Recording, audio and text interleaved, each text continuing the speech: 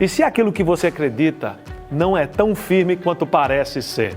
Seja bem-vindo ao canal da IBG. Nós estamos iniciando uma série chamada Convicções, sobre nossos posicionamentos e sobre a nossa fé em relação a vários temas. Não é para confundir ou para causar problema, mas sim para ter certeza de que o que você crê está de fato na palavra de Deus. Agora presta bem atenção nesta mensagem. Nós muitas vezes agimos feito ursinho de pelúcia. Somos facilmente controlados pelas pessoas, razoavelmente influenciados pelas nossas amizades e muitas vezes completamente impactados e inseridos dentro da sociedade, da cultura, sem perceber que isso vai desenvolvendo em nós certas convicções e a gente começa a falar, ter atitudes, pensamentos, agir de maneira muito semelhante às pessoas ao nosso redor. Eu estava lendo há algumas semanas atrás uma pesquisa na área de neurociência que começou a perceber que todo comportamento, para ser mudado, ele precisa ser mudado pelo ambiente onde a pessoa está inserida e com as pessoas com quem você se arrodeia. Ou seja, se você quer mudar de comportamento, não vai funcionar a não ser que você mude de ambiente e mude com as pessoas com as quais você convive. Não é interessante, né? E realmente está chegando à conclusão de que é praticamente impossível você mudar o seu comportamento se você continuar no mesmo local onde você está convivendo com as mesmas pessoas. Porque nós somos seres de imitar comportamento, de absorver atitudes, pensamentos das quais nós, a princípio, talvez não compartilhamos, mas depois a gente começa a absorver. É muito interessante quando eu conheço pessoas, eu tento conhecer pessoas ao fundo, e elas começam a compartilhar comigo o que elas acham sobre política, o que elas acham sobre religião, o que elas acham sobre relacionamento. E à medida que eu conheço essas pessoas mais e mais, eu percebo que tudo o que elas reivindicam serem a sua opinião não é nada do que uma combinação de influências que elas sofreram ao longo da vida. Sobre seus familiares, sobre seus parentes, né, distantes ou mais próximos, sobre as amizades, sobre o seu ambiente de trabalho, sobre as coisas que elas foram expostas, sobre as pessoas influentes em sua vida. Se você não conhecer profundamente aquilo que a Bíblia, a palavra de Deus, está tentando influenciar, você vai viver pelo aquilo que as pessoas têm inserido em você, influenciado você, injetado em você através da sua convivência. Essa vida, né, de ursinho de pelúcia, ela é muito representativa da vida de muitas pessoas hoje em dia, talvez até da sua própria vida. A gente vive num tempo onde quase ninguém quer pensar profundamente a respeito de nada. Muitos acham que sinceridade basta. Contanto você ser sincero, mas tem um problema, você pode estar sinceramente errado. Então, sinceridade não basta. E outros acham que conhecer a doutrina da Bíblia vai dividir os relacionamentos, vai dividir a sociedade. E ainda outros repetem a famosa frase: o que realmente importa, pastor, é amar. Oh, que lindo, né? Parece que saiu do bucinho de pelúcia essa frase. O importante é amar. Tem uma música de Legião Urbana, né, que diz: é preciso amar. Vocês já escutaram essa música? Legião Urbana, para os que nasceram depois dos anos 2000, né? Certo? Era uma banda famosa de rock nacional aqui. E o refrão dela fala que é preciso amar as pessoas como se não houvesse amanhã. Porque se você parar para pensar, de fato não há. É lindo. Né? É lindo. E claro, ninguém vai, obviamente, dizer que ele está errado. Agora, o que é amor é a grande questão. Certo? O que ele significa? Será que amor é aceitar tudo que você crê? Será que amor é não questionar você? Será que amor não é desafiar você a você crescer? Será que isso é amor ou não é amor? A gente fala muito sobre amor, mas a gente não para pensar. Agora, a realidade é muito diferente. Quem não sabe no que crê, cedo ou tarde, acredita no erro de alguém e vira seu ursinho de pelúcia. Se você não sabe com convicção o que você crê, você não vai passar de um ursinho de pelúcia de pessoas. Quem não aprende a discernir, acaba sendo levado por qualquer discurso bonito, por qualquer, vamos dizer assim, influência emocional ou o que seja pensamento popular do momento. Ninguém vive num vácuo intelectual. Se você não for moldado pela verdade, você será moldado por alguma mentira. Essa é a realidade. A Bíblia ela não trata discernimento como um luxo teológico, mas como necessidade do povo de Deus. Paulo diz em Efésios capítulo 4, que não devemos mais ser como meninos, levados por todo o vento de doutrina, o ensinamento, oposição. Na sua primeira carta, Pedro fala logo no início que nós devemos estar preparados para responder com mansidão e temor a qualquer pessoa que questiona a razão das nossas convicções. E Paulo diz a Timóteo, em sua segunda carta, que a gente já terminou de estudar, que você precisa saber dividir corretamente a palavra da verdade. Ou seja, Deus não quer um povo ingênuo, confuso, facilmente influenciado por filosofias ou ideologias humanas. Deus quer um povo firme, Deus quer um povo bíblico, Deus quer um povo discernidor. E muitos crentes têm boa intenção, mas pouca firmeza. E de intenção, o inferno está cheio. Certo? Tem zelo, mas não tem clareza. Tem paixão, mas não tem profundidade. E é exatamente por isso que muitos se confundem com religiões falsas, se impressionam com discursos bonitos, não sabem responder o erro e às vezes até adotam práticas e ideias contrárias à Escritura sem perceber. Vivem contrários ao que a Bíblia ensina e nem percebem, porque não conhecem a verdade. É necessário que geremos convicções profundas para nos enraizar na fé em Cristo e deixarmos de ser facilmente influenciados por coisas e pessoas. Nessa série que a gente vai iniciar hoje, chamada Convicções, nós decidimos fazer essa série não para gerar arrogância intelectual ou teológica nas pessoas, mas para produzir maturidade em nossa igreja. Nós precisamos produzir maturidade, pois conhecer o que os outros creem é importante, não só para você se defender, mas porque Deus chamou você para viver na verdade. Deus não chamou você para viver na mentira. Então a pergunta a fazermos hoje é a seguinte: por que é tão importante você saber o que os outros creem? Por que é tão importante saber o que os outros creem? Hoje a gente vai olhar 3 textos na Bíblia que nos dá 3 razões porque é importantíssimo você saber o que os outros creem. E eu gostaria de falar agora sobre a primeira dessas razões. É importante saber o que os outros creem porque o erro existe e engana.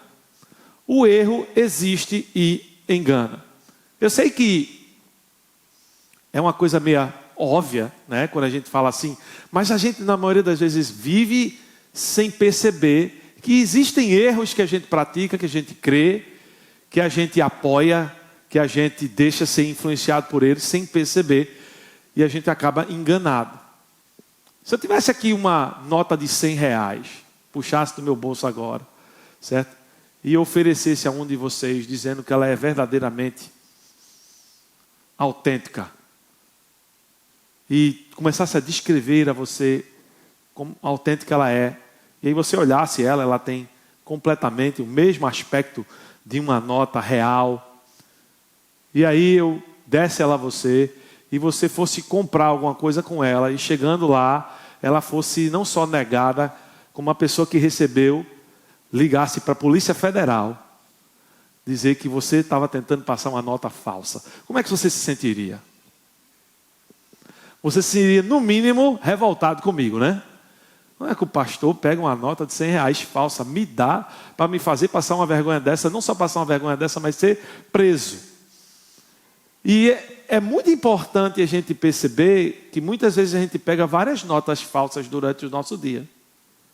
Em forma de mentiras, em forma de mentiras disfarçadas de verdade. Que prometem benefícios que soam, parecem, certo? Como autênticas, mas na verdade são mentiras. E o importante quando você estuda sobre notas falsas e como identificá-las, é que você faz não porque você gosta de notas falsas, você faz porque você precisa identificar o que é falso.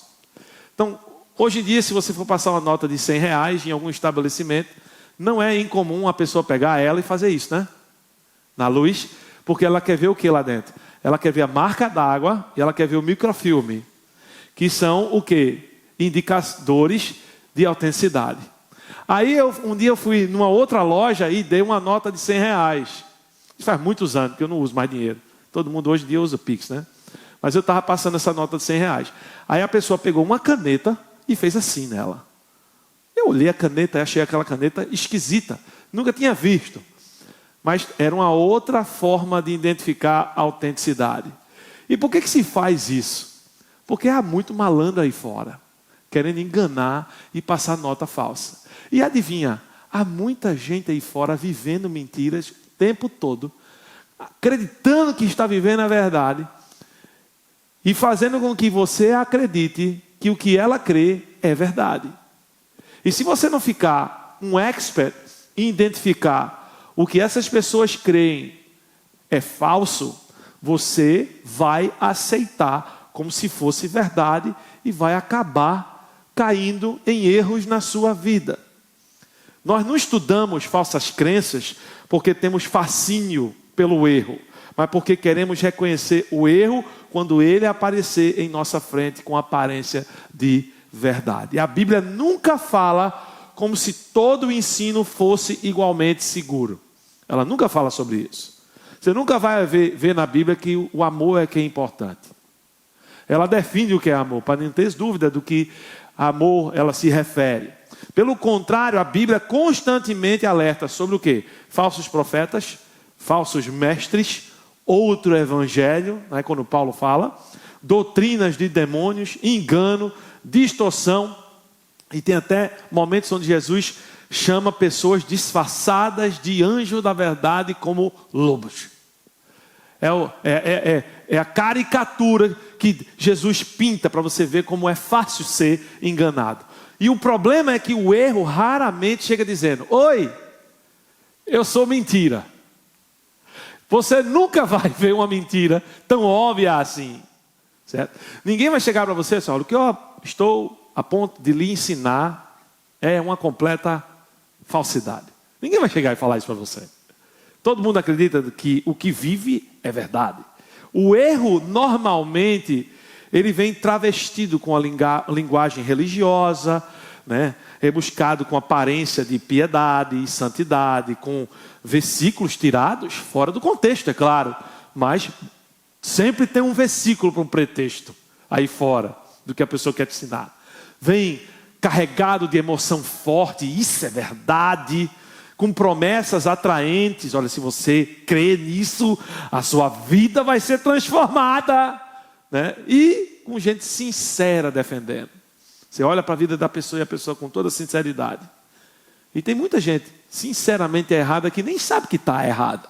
E é exatamente por isso que conhecer o que os outros creem importa. Não para colecionar polêmicas, mas para não ser arrastado por distorções da verdade. Paulo chega aos crentes na igreja de Éfeso, lá no capítulo 4, versículo 12, e faz o seguinte alerta: para que não mais sejamos como crianças, arrastados pelas ondas e levados de um lado para o outro por qualquer o quê? Vento de doutrina, pela artimanha das pessoas, pela astúcia com que induzem ao erro. Você sabe o que significa isso aqui? Isso significa que imaturidade doutrinária produz instabilidade espiritual. E se você não quer ser uma pessoa instável espiritualmente, você tem que ter cuidado para que você amadureça espiritualmente na doutrina correta e verdadeira. Tudo o que fazemos no nosso dia a dia vem de crenças que desenvolvemos ao longo da nossa vida. E se você não tem crenças fundamentadas na verdade de Deus para hoje, você estará tomando decisões importantes sem base na verdade. Deus não deseja que você ande no escuro, Ele deseja que você viva confiante na verdade. Você precisa parar de pensar que o erro doutrinário é um problema dos outros que você conhece. Se você não desenvolver discernimento, qualquer predador ou pregador carismático pode te influenciar. Qualquer vídeo convincente pode te confundir. E qualquer amigo eloquente pode lhe seduzir para o lado dele. Você sabe quantas vezes que eu recebo às vezes vídeo, né, que pessoas mandam para mim, e aí elas geralmente perguntam, né, pastor, isso é verdade? E aí eu assisto o vídeo, e digo, não. Ele não mandou isso para mim, não. Não é possível uma coisa dessa. Não é possível que ele está perguntando se isso é verdade. De tão óbvio que isso é uma mentira, da mais cabeluda possível. É por isso que você tem que perguntar a si mesmo, já no começo dessa série: eu sei porque rejeito o erro, ou só repito o que ouvi alguém dizer? Essa é a grande questão. A sua resposta a essa pergunta vai determinar bem se você tem convicções próprias ou se está apenas seguindo alguém. Primeira razão que você precisa saber o que os outros creem é porque mentiras existem e elas enganam. A segunda razão: é importante conhecer o que os outros creem porque a verdade precisa ser conhecida com clareza. A verdade precisa ser conhecida com clareza. Lá em meados de 2024, eu tinha mais ou menos uns 30 anos já, né? Eu não sei se você sabe, mas quando você completa 30 anos, a turma geralmente diz, né, de ladeira a baixo, né? Todo mundo que vai desejar você um feliz aniversário, né? Feliz aniversário, de ladeira a baixo. Você escuta isso o tempo todo, certo? Hoje eu acho que eu já estou no final da ladeira, porque já faz 20 anos, né, que eu completei 23 anos, que eu completei 30 anos. Mas uma coisa que você percebe é que assim que você completa 30 anos, começa você ter vários problemas de saúde que você não tinha. E aí você começa até, né, perguntar, será que isso foi maldição da galera do aniversário, né? Jogando na minha vida, né? Mas quando eu completei 30 anos, acho que eu tinha mais ou menos 31, eu comecei a ter gastrite, crises de gastrite. Alguém aqui já teve crises de gastrite? Certo? Aquela queimação, mal-estar, né? Às vezes náusea, certo? E você fica, é horrível, né? Terrível. E aí eu comecei a investigar e fazer tudo o que me diziam para fazer, né? Era chá disso, chá daquilo, entendeu? Toma água quente, morna, certo? Faz não sei o quê. Agora, a coisa mais absurda que eu lembro até hoje que eu fiz, que alguém me indicou, foi tomar suco de batata. Você já tomou suco de batata? Se você nunca tomou suco de batata, certo? Você não vai lembrar o gosto. Mas se você tomou uma vez suco de batata, você nunca mais vai esquecer o gosto que suco de batata tem. É a coisa mais gosmenta, nojenta, que você pode jamais colocar na sua boca. Depois de eu fazer todo esse processo, eu finalmente fui num médico, né? O médico me passou um tratamento, mandou eu fazer dieta, reduzir estresse, e aí eu fiquei melhor. Bem, crise de estresse acabaram. Qual foi o problema? O problema foi achar que essas pessoas, apesar de terem as melhores intenções para a minha vida, sabiam sequer o que era a verdade. Esse é o problema. O meu problema foi acreditar nas soluções compartilhadas pelas pessoas sem conhecer a fundo se era realmente verdade. Foi aqui que eu aprendi que não basta saber o que está errado, o que é errado. É preciso conhecer o que é certo. Mas é importante você conhecer o que é errado para você conhecer o que é certo. Muitos de nós achamos que devemos conhecer o que os outros creem para que a gente possa saber como refutar essas pessoas. Faz parte, mas não é só isso. A função principal de conhecer o que os outros creem não é para viver obcecado pelo erro, mas para ser empurrado de volta para a verdade com mais clareza. É muito importante. Quando eu comparo uma crença com a Escritura, eu percebo melhor, certo? Quem é Deus, quem é Cristo, o que é o Evangelho, o que é salvação, o que é a igreja do Senhor Jesus, o que é a graça, o que é a fé e o que é a verdade. Escrevendo ao seu filho na fé, Timóteo, na sua segunda carta, Paulo fala no capítulo 2, versículo 15, o que é a verdade e como persegui-la, como ir atrás, buscá-la. Ele diz: estude para apresentar-te aprovado a Deus, como obreiro que não tem de que se envergonhar, dividindo corretamente a palavra da verdade. Você precisa saber como discernir a verdade. Para se tornar esse obreiro aprovado é necessário trabalho, é necessário cuidado, é necessário atenção, é necessário honestidade com a verdade de Deus. Conhecer o que os outros creem nos obriga a fazer perguntas sérias, do tipo: o que a Bíblia realmente ensina sobre isso? O que ela realmente ensina? Pastor, eu tenho uma pessoa que trabalha lá comigo e ela disse para mim que a Bíblia diz. O que é que o senhor acha? Geralmente eu pergunto: o que é que você acha? Você estudou na Bíblia o que a Bíblia tem a dizer sobre isso? Outra pergunta que você deve fazer é: eu estou crendo porque está escrito ou porque é tradição?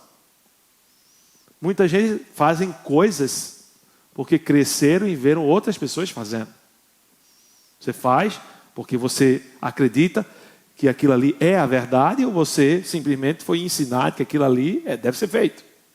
A outra pergunta: a minha posição é bíblica ou a minha posição foi herdada?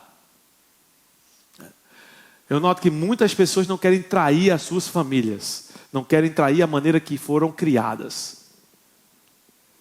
E por isso, não questionam: será que eu estou vivendo a verdade ou será que eu estou vivendo aquilo que os meus pais acham que é a verdade? E por último, eu consigo mostrar no texto, na palavra de Deus, o porquê do que eu afirmo que é verdade. Muito importante isso aí. Se eu não lido com essas questões de maneira séria, eu não estarei usufruindo da minha fé em Cristo de maneira profunda. E quando se chega a um nível de convicção profundo, a nossa fé, ela não só amadurece, como a nossa caminhada com Cristo, ela se torna real e sólida, que é o que você quer. Eu tenho certeza que muitos de vocês aqui desejam ardentemente andar firmes nesse mundo, usufruindo de uma fé inabalável. E talvez a sua dificuldade de não estar ainda neste nível seja a sua falta de entender e se comprometer com o processo de chegar a esse nível de convicção. Porque Paulo diz: estude. E ninguém hoje em dia quer estudar. Hoje em dia todo mundo quer que eu abra uma lata aqui e dê a vocês. Vocês repararam que tudo que vem em lata não presta? Tudo que é natural dá trabalho, mas é o que é saudável.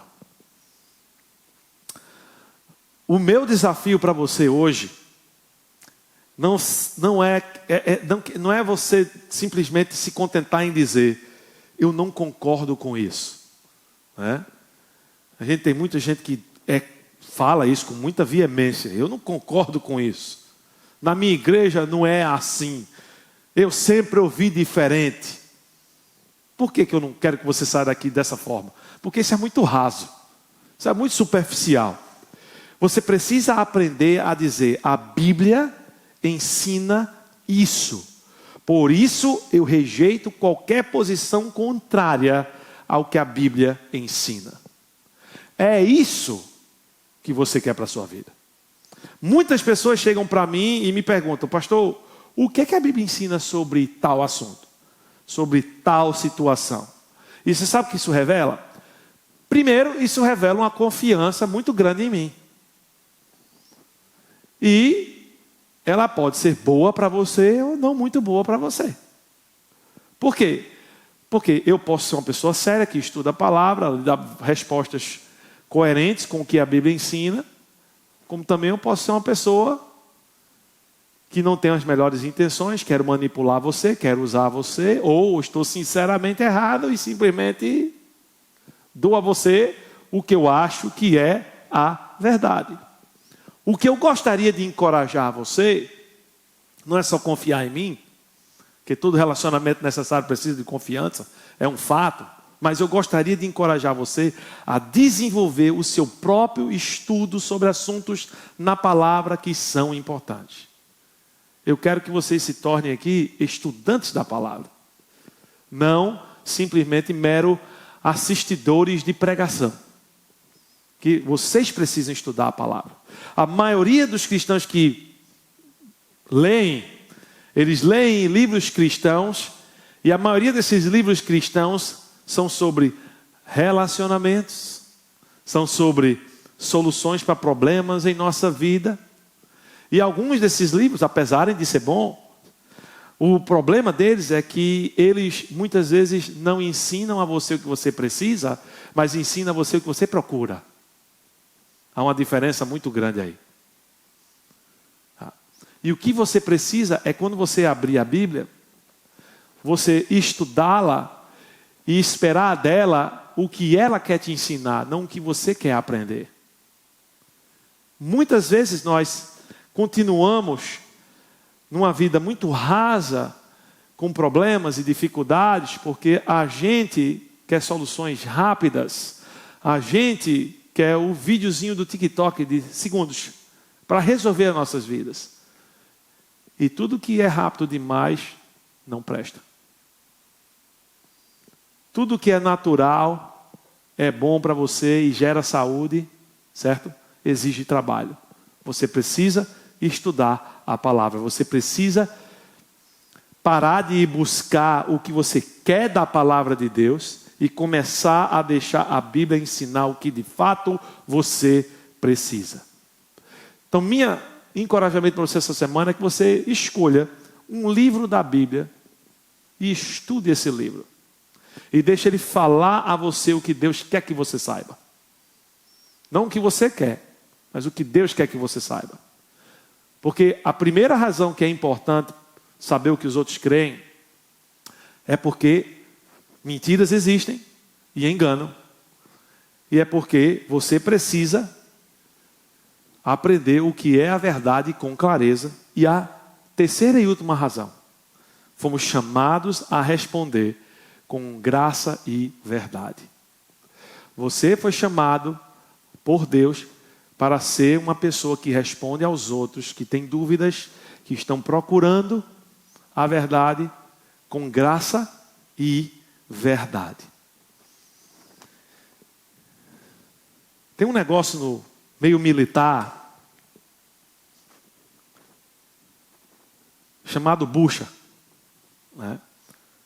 Antigamente, quando você preparava um canhão, você colocava por último uma bucha no canhão. Você botava pólvora, você botava as esferas e aí você botava a bucha, que era para conter tudo lá dentro, certo? E aí você disparava o canhão. O que é que servia essa bucha no canhão? Para basicamente nada. Primeira coisa que se queimava era o quê? A bucha. E aí se criou uma terminologia no meio militar chamada bucha de canhão. Então, toda vez que o cara não servia para nada dentro do quartel, chamava-se ele de bucha de canhão. Certo? Bucha de canhão.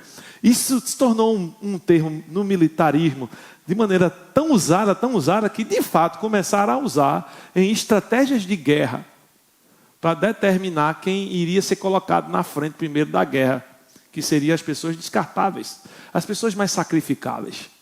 Aquelas seriam chamadas os bucha de canhão. E muitas vezes nós pensamos que boa intenção sem preparo basta. Não basta. O soldado que era colocado na frente de guerra era o soldado que não tinha sido bem treinado, que não tinha absorvido muito bem, ou até mesmo o civil que estava vendo uma guerra lá e queria dar uma de corajoso, e apesar de ter coragem, o que ele não tinha era sabedoria, de saber que ele precisava ser preparado para não se tornar uma bucha de canhão. Boa intenção sem preparo não basta quando você precisa responder ao erro, a orientar alguém ou a defender a sua fé. Em 1 Pedro, capítulo 3, versículo 15, Pedro nos aconselha ao preparo específico para a batalha espiritual. Olha só o que ele diz lá. Porém, santificai ao Senhor, Deus em vossos corações. Estais sempre preparados para responder a cada homem que vos pedir a razão da esperança que há em vós, com mansidão e temor. Em síntese aqui, o que Pedro está dizendo é que você quer santificar o Senhor em seu coração, você vai precisar de preparo, você vai precisar de atitude mansa, você vai precisar reverenciar a Deus. E perceba aqui que tem dois fatos apontados por Pedro. Primeiro é que o cristão deve estar preparado. Quando? Sempre. Sem preparo você é uma presa fácil, você é uma bucha de canhão, você é desperdiçável. Você não quer ser essa bucha de canhão. E a maioria das mentes no Brasil são fáceis de dominar e usar, viu? É uma triste realidade. Nós vivemos num país que as pessoas não pensam. As pessoas seguem cegamente os outros. Não questionam nada, não estudam nada. Segundo fato aqui importante que ele aponta é o fato que Pedro diz que você deve responder com mansidão e temor. Não basta você conhecer a verdade, é necessário comunicá-la adequadamente para que aqueles que você quer alcançar com a verdade sejam alcançados com a verdade. Então, estar preparado com o conhecimento adequado da verdade, ele vai fazer com que você destrua dois erros comuns que nós temos na nossa vida. O primeiro erro é a ignorância espiritual. E a ignorância espiritual tem deixado mais pessoas perdidas do que problemas financeiros, do que problemas relacionais, do que problemas emocionais. A ignorância espiritual tem deixado pessoas inseguras em uma sociedade confusa.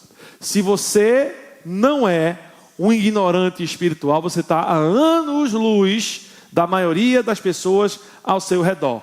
Você será uma pessoa mais saudável, mais estável emocionalmente e mais forte mentalmente se você não for ignorante espiritualmente.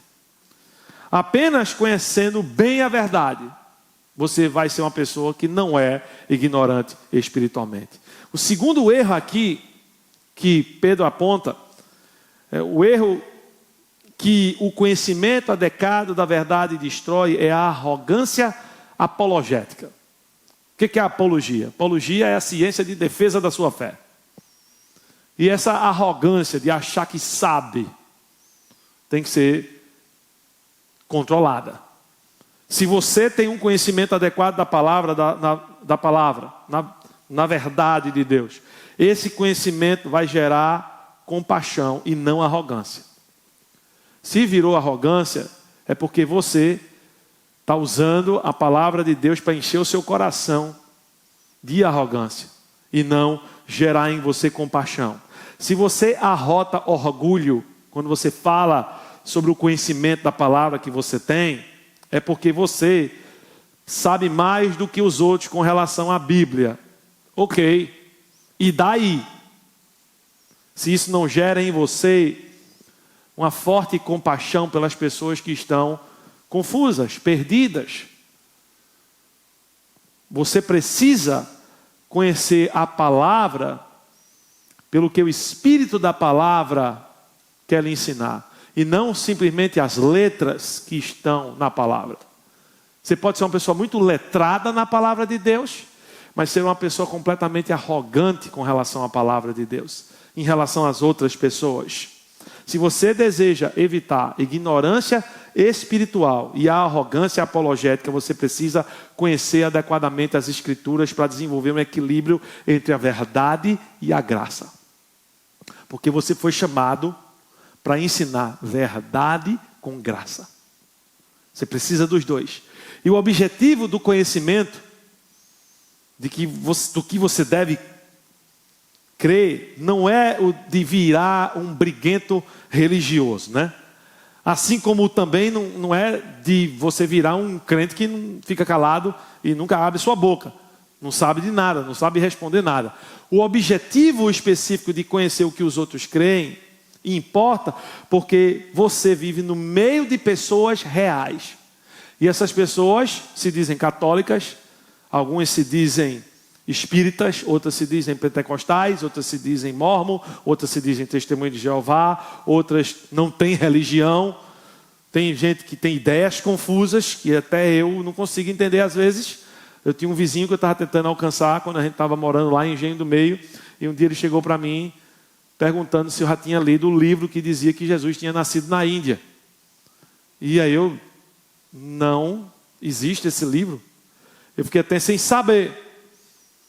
E tem muita gente assim, gente sinceramente enganada, mas tem. E se você não souber ouvir, se você não souber entender e responder a essas pessoas, você não vai ser útil nem para proteger a igreja, nem para evangelizar essas pessoas. Você precisa ser útil nessas duas frentes. Discernimento não existe só para a defesa, discernimento existe também para o cumprimento da missão que Deus nos deu de alcançar essas pessoas. Você não foi chamado apenas para não cair no erro. Esse tipo de atitude só produz orgulho teológico. Mas você foi chamado para ajudar outros a enxergar a verdade na palavra. E é para isso que é necessário parar de fugir de conversas difíceis e colocar de lado a preguiça espiritual de aprender. E parar de entrar em debate só para convencer por convencer, né? Muitas vezes a gente quer vencer debate em vez de ganhar pessoas. Você não foi colocado aqui nessa terra, salvo pelo Senhor Jesus Cristo, lavado pelo sangue do Cordeiro, para que você venha agora ganhar debate. Você veio ganhar pessoas. E para ganhar pessoas você precisa de verdade e graça. Os dois juntos. Você precisa conhecer a verdade para a sua maturidade e para alcançar pessoas que estão perdidas em uma confusão teológica sobre Deus e sobre a vontade de Deus para a vida deles. Então nessa semana eu gostaria de pedir a você que você fizesse o seguinte exercício. Que você orasse por uma pessoa que pensa diferente de você. E que você se preparasse para uma conversa com ela, não com orgulho, mas com clareza, mansidão e Bíblia aberta. Ore por essa pessoa e se prepare para ter uma conversa como essa. Nós acabamos de ver que é importante saber o que os outros pensam por 3 razões. Primeira razão, porque o erro existe e engana. Se você não discerne, você será levado por qualquer influência. Segunda razão, porque a verdade precisa ser conhecida com clareza. Não basta você rejeitar o erro, é preciso entender a verdade para solidificar sua fé na pessoa do Senhor Jesus Cristo. E terceira razão, porque fomos chamados a responder com a graça e a verdade de Deus. O cristão, ele deve estar preparado, deve estar firme em suas convicções e fundamentado biblicamente para responder a todos que venham o questionar. A ignorância espiritual, ela não é um sinal de humildade. A ignorância espiritual é prova da fragilidade da sua fé. E conhecer o que os outros creem não deve produzir em nós soberba, espírito de briga, sensação de superioridade, mas deve produzir o quê? Firmeza, discernimento, compaixão, convicção e fidelidade à verdade de Deus. É por isso que é importante você crer, você conhecer o que os outros creem. E eu gostaria de recomendar para vocês 3 ações para você colocar em prática essa semana. Sabe que eu gosto muito de sempre dar uma tarefinha de casa para vocês. Então vocês têm 3 ações para fazer essa semana. Primeira ação. Anota aí no seu celular. Certo? Ou na sua folha que você está anotando aí. Leia Efésios 4, versículos de 11 a 15. Efésios 4, versículos de 11 a 15. Leia 1 Pedro 3,15. 1 Pedro 3,15. E leia 2 Timóteo 2,15. 2 Timóteo 2,15. Eu vou repetir. Efésios 4, versículos de 11 a 15. 1 Pedro 3,15. E 2 Timóteo 2,15. E além de você ler, eu quero que você anote o que esses textos ensinam sobre 3 coisas. O que é que esses textos ensinam sobre maturidade? Maturidade. Sobre como responder os questionamentos das pessoas. E sobre como manejar a verdade. Certo? Maturidade, resposta e manejo da verdade. Depois não acabou o seu dever de casa não, viu? Sua tarefa de casa acabou de começar. Eu quero que você faça o seguinte: escreva em uma frase por que conhecer o que os outros creem é importante. Pegue uma frase, por que conhecer o que os outros creem é importante. Segundo Efésios 4, de 11 a 15. Segundo 1 Pedro 3,15. E segundo 2 Timóteo 2,15. E aí eu vou finalizar agora com a terceira tarefa. Escolha um grupo ou tema que você nunca estudou com seriedade. E comece a perguntar: o que é que esse grupo crê? Certo? O que é que ele crê? E o que é que a Bíblia diz a respeito do que eles creem? Onde é que está a diferença no que a Bíblia diz sobre o que eles creem? Estude para apresentar-te a Deus como obreiro aprovado, que não tem do que se envergonhar, mas que divide bem a palavra da verdade. É divertido brincar com o ursinho de pelúcia, não é? Mas você sabe que eu tenho a impressão que quem não gosta, ele não gosta. A pergunta é: você quer ser um ursinho de pelúcia? Deus acabou de falar com você. Eu espero que você tenha escutado Ele atentamente e que você possa tomar passos práticos para que a transformação realmente ocorra na sua vida. Continua voltando aqui, aciona o sininho para continuar crescendo em sua jornada cristã.